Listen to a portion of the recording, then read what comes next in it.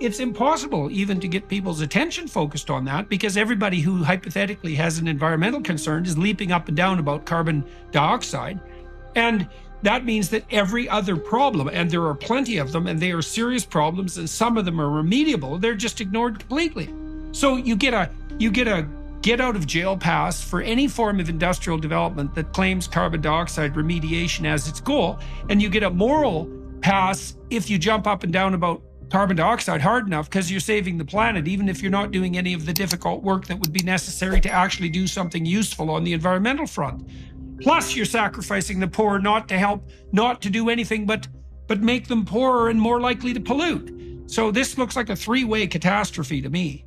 Well, and this is obvious in the development of offshore wind on the U.S. East Coast, where these NGOs, these climate NGOs that in the past, Audubon Society, Sierra Club, et cetera, would have been jumping up and down to protect the North Atlantic right whale from the encroachment of offshore development. I mean, imagine if it was the oil and gas industry was trying to develop and put hundreds, because that's the goal, hundreds of offshore platforms in the middle of known North Atlantic right whale habitat, a critically endangered species, less than 350 or so specimens left on the planet. Imagine if this was the oil and gas industry doing that. These groups would be raising hell. I mean, they would be laying down, they would be blocking the trucks. And instead, because it's the wind industry and largely being developed by foreign companies, not even American companies, it's what Michael Schellenberger calls the environmental betrayal. And I think that's the exact right word. I'm old enough to remember, Save the Whales. And that, it was kind of parodied like, save the gay baby whales for Jesus, right? This was the kind of almost a joke, right? But that environmentalism, right? And I call it, I'm working on an essay on the death of environmentalism, because I think that's what we're seeing. This idea of protecting landscapes or protecting wildlife has been forsaken for climatism. So that instead of a focus on preserving landscapes, preserving wildlife, and that real deep green ethic has been replaced by this idea that any wind turbine is a good wind turbine, any solar panel is a good solar panel.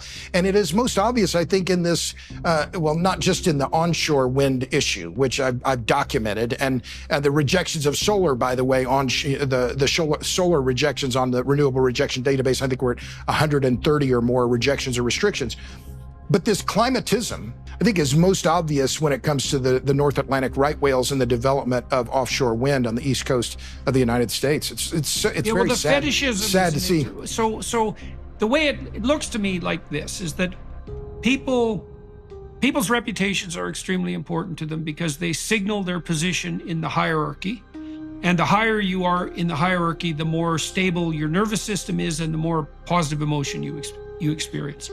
And plus all sorts of other benefits accrue to you, because if you have a good reputation, people flock to you. So reputation really matters. So that means that there's an avenue open constantly for false avenues to reputation enhancement. And that's what psychopaths and narcissists do. But it's also what ideologues offer, because they tell people, look, if you're a good person, you stand up against problems. Here's the problem, which in this case would be carbon dioxide. Thus, you could be a good person, all things considered, and have your reputation enhanced merely by standing up against carbon dioxide. It takes absolutely no work on your part whatsoever. You just have to protest and complain. You don't actually have to solve problems. And now you're a good person. And now that's a prepackaged solution, especially for young people who are looking for moral virtue. Say, well, all you have to do is be anti-industrial and anti-carbon dioxide, and now your reputation is significantly enhanced, and anyone who stands in your way is like a devil and evil.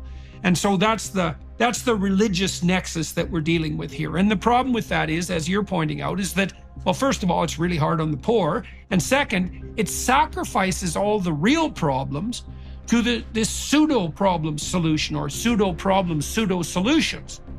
And so now destructive. And so now the solution is to go throw some soup on some paintings in the museum. Yeah, right. Right. Which is like, oh, I'm going to protest by being a vandal. I mean, and so yes, right. By destroy. Yeah, exactly. Well, that signals that opposition to the colonial industrial enterprise or whatever the hell it is. But there's a certain pathetic aspect to that. I mean, it's they're these kids. I call them. I'm going to be 63 here pretty soon, and I look at them and I think, what are you doing? I mean, what is your hope for the future? Have you no idea how privileged you are living where you live? Have you no sense of yourself in the world relative to the rest of the planet? Because we mentioned, I think, before we started recording, but I'm happy. I'm working on a piece for the Alliance for Responsible Citizenship, which you're helping found, and I've written a long paper and on electricity availability in the developing world, and I've documented. I went through using data, the latest data from Our World in data. There are 3.7 billion people in the world today, almost half of the world population right now, that live in places where electricity consumption is 1,200 kilowatt hours or less per capita per year. That's about the same, 1,200 kilowatt hours, about the same amount of electricity that's consumed by a large kitchen refrigerator in the United States. So imagine this. 47% of the population on the planet today is living in electricity poverty. And we're complaining because our electricity isn't, from alt energy.